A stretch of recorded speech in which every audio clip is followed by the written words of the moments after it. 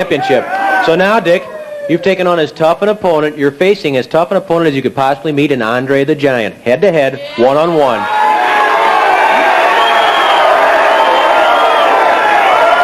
Dick, are you afraid of Andre? Do you have any thoughts going into this battle with Andre? Hey, let me tell you something. I'm not afraid of a man walking, but I'm not a freak of nature. I'm just a natural, raw-boned, 275-pound, rugged individual from the great state of Texas, not a 7'4", 460-pound freak of nature. Well, Dick, you sound pretty confident. Let's take a look at just what you might be up against when you meet Andre the Giant. Let's take a look at that now. There's Andre, 7'4", 465 pounds. Dick, you're giving away 200 pounds to him. Well, you know, Andre the Giant's a big individual. He's the biggest man in the world, but don't you listen to these people. They think finally somebody's going to be able to whip Dick Murdoch. Well, it's not going to be Andre the Giant, because that man he's wrestling is not the caliber of Dick Murdoch. Dick Murdoch is the #1 contender for the world's crown and going to be the next world's heavyweight. The crowd obviously seems to disagree about your chances against Andre the Giant, Dick. Well, let me say one thing. You know, the last time I was at Kiel, you and that conspirator, Sam Mushnick, that so-called wrestling promoter, called in some kind of threat on Bruiser Brody, and he couldn't show up. So I went out and I handily whipped, without even breaking a sweat, Brian St. John. Then I went back in a tag team match. It was Ric Flair's tag team partner, and we cleaned Andre the Giant, that so-called Rocky Johnson, around and whipped them. And then you got to admit it, and everybody that jam-packed that arena's got to admit it, that in the Battle Royal, I single-handedly took that old, over-the-hill, old man Dick the Bruiser and threw him like a dart, and he was out. Now, am I telling the truth or not? That's true, Dick. I can't argue with that. You were on the winning side of the tag match. You did beat St. John, and you did eliminate Dick the Bruiser from the Royal. And then I picked Andre the Giant up and had him up over my head with these big raw-bone arms of mine. And as I had him up, another rat and stooge, Pat O'Connor, and somebody else hit me from behind, and I went over the top rope. One thing, though, you're eliminating. You know, Andre did win the Royal, not you. Andre won the Royal. Certainly he won the Royal is because there wasn't another man left in there when I got eliminated. I am the only man that has ever set foot in this St. Louis, Missouri area that can be considered a man or an athlete, and that's including anybody that plays for a so-called St. Louis Cardinals football team, or the baseball team, or the hockey team, or the basketball team. And you know what happened as soon as I come back here? That gutless Conrad Dobler took off too. Where did he go? To New Orleans or someplace? Well, Dick, that gets away from the point of Andre the Giant, though. Now, today, you used the Texas Brainbuster to beat a man. Can you get Andre the Giant up in the air like that? Well, what are these voices' opinions? Well, what's your opinion? You sound like a bunch of hired co-sales sitting out there. You don't know what the heck you're talking about. Andre the Giant, if I do get him up, if I do get Andre the Giant up in my Brainbuster, he will hit 10 on the Richter scale in Honolulu, Hawaii. I think it's the biggest earthquake it ever hit. Now, let me lay claim to this. When I beat Andre the Giant, I want Sam Mushnick to ink a contract with me and whoever the world's champion is at that time, and you will definitely, including you, will be calling me the next world's heavyweight wrestling champion. Dick Murdoch, the man who asked for it, and now he's got it. A showdown with... I can dream be traveling all over the world, you understand? There is no finer place than right here. There's no finer group of people than right here. Now, Ric Flair can come out here and talking about how ugly the women are. Well, that ain't it, baby. That ain't it. Me and the Bruiser gonna get real funky. We gonna get real funky with Ric Flair and Ken Patera. You know, that's the world's strongest man and a guy who's pretty tough despite his fancy robes and blonde hair. That's right. They both tough, respected. They tough and hard to bluff. But the American Dream, let me tell you something. The big Wrestle Raw, Ted DiBiase, you got the chance of a lifetime. I have worn the gold. I know what it's like to wear the gold. And whether Ted DiBiase wins or whether Harley Race wins, it don't matter. Dusty Rhodes is for here for one reason, and that's to put that big gold strap around my beautiful body. You understand what I'm talking about? Dusty, you mentioned the Wrestle Royal. Of course, you're going to be a partner with the Bruiser earlier in the evening. What happens in that Royal if it comes down to you and Dick the Bruiser as the last two men in the ring? Dick the Bruiser is a legend. So all that has to be done when we win the Wrestle Raw is I'll just split the money with him and we'll go out and get party down because I have in these two fists. I have in these two fists. These fists are like lightning bolts flashing from the sky. My legs are like electrified fusion. I wear afro sheen on my hair. I don't care if you're black, white, brown, green, or yellow. You all can get off on Dusty Rhodes because I never had a dang thing until I went out and tried and reached for a dream. Now I'm here. I'm here to stay. I did not come to play. And I guess that means that all the people like Flair and Patera and Race and DiBiase better look out. I'm going to leave you with this. I'm going to leave you with this, Daddy. Harley Race, Ted DiBiase, think about it real hard. Because whichever one wins, you're going to turn around and you're going to see Dusty Rhodes, the American Dream, the last surviving hero, the meanest man you ever seen, looking you in the eye because St. Louis and the area has just got a great, brand new, big love affair going with the American Dream, Dusty Rhodes, and it's going to be a funky situation. Dusty Rhodes had things flowing his way, and the champion knew it. Flair really leaning into Cruz, straining, pressuring the neck. It's not a strangle, says the referee. He's checking that carefully. And there's really no need for Flair to strangle if he has that hold right because a crossface across that jawbone, I'll tell you. Hey, here's Dick the Bruiser at ringside. Bruiser, Dick, wait up, Dick. He's taking the belt. Dick, the Bruiser just took the belt and the robe away. Where's he? The Bruiser just left. He's got the belt and the robe. The crowd yelling. I don't think Flair knows what happened. 5 minutes have elapsed, 15 minutes left. I don't know where Dick the Bruiser went. He had the robe and the belt. I mean, he's gone.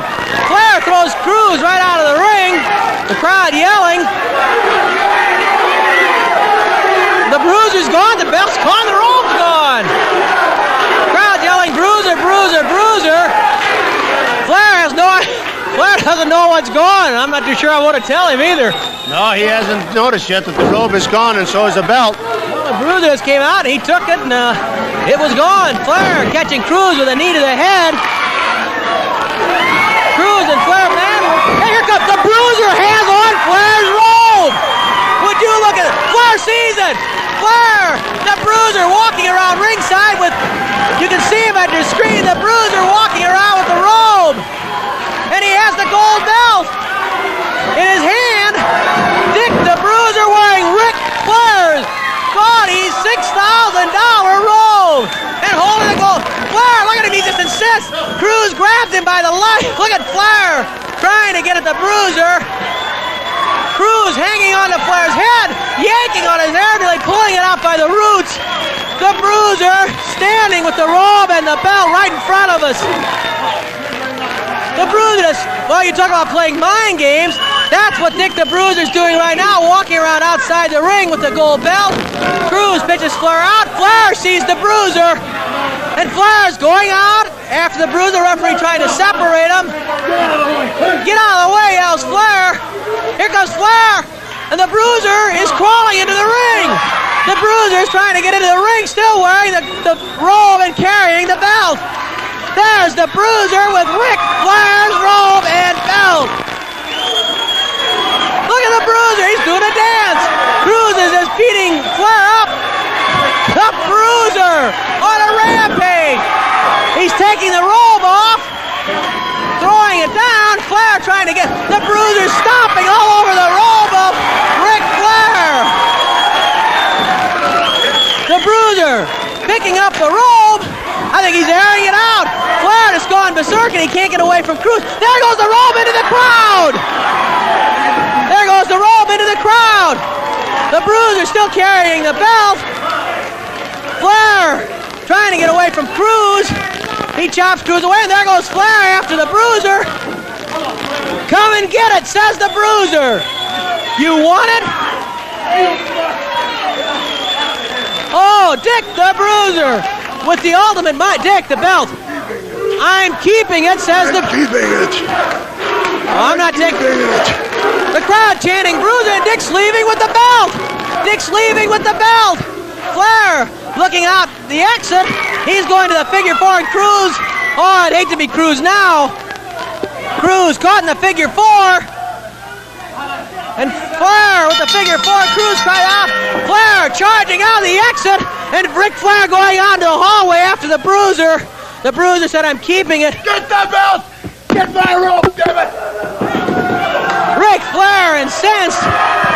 What is the deal here? Here's the belt. The referee's got it back. No. It's back, Rick. Flair has his robe back. He has his belt back.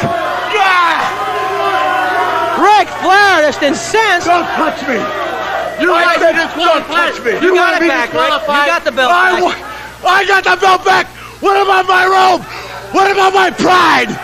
I'm a man. Ric Flair. He has the belt. Let me tell you something. And you listen real good. When I see the Bruiser, I don't care where it is. I'm going to do my best to put him out of wrestling for the rest of his career. Believe it. Put it in the bank. I believe it. Believe me, I do. Playing games with Dick the Bruiser, and Dick, I get the feeling he picked on the wrong guy. First of all, I'm the Missouri State Champion.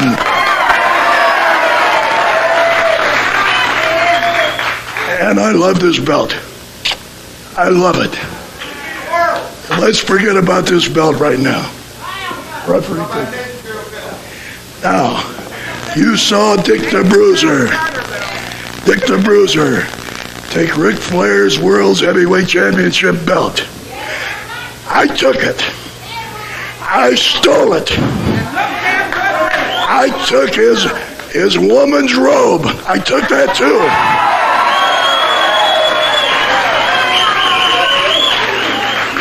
First of all, I brought the robe back. I flaunted it. I flaunted it at Betty Grable.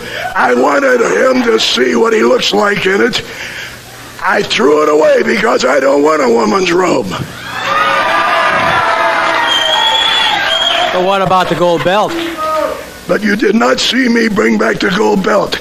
The commission and the referees said if I did not get the belt back, I would be suspended and I wouldn't get my title fight. I want the title fight. I gave the belt back. I don't want to win it that way. I want to win it by crushing and defeating Ric Flair.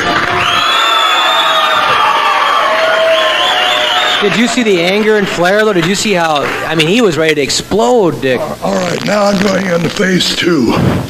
Do you people, is that right? There he is. He's trying to get, see, what a ridiculous fool I look like. That's the way Ric Flair looks. That's the way he looks every time he gets that thing on. And here's just what I think of that robe. That's exactly what I'm going to do to Ric Flair's face. Now, I'm going to ask you people one last time. Do you want a girl that looks like Betty Grable, that wears pantyhose and high heels for your champion? Do you? All right. Or do you want a man that looks like Dick the Bruiser?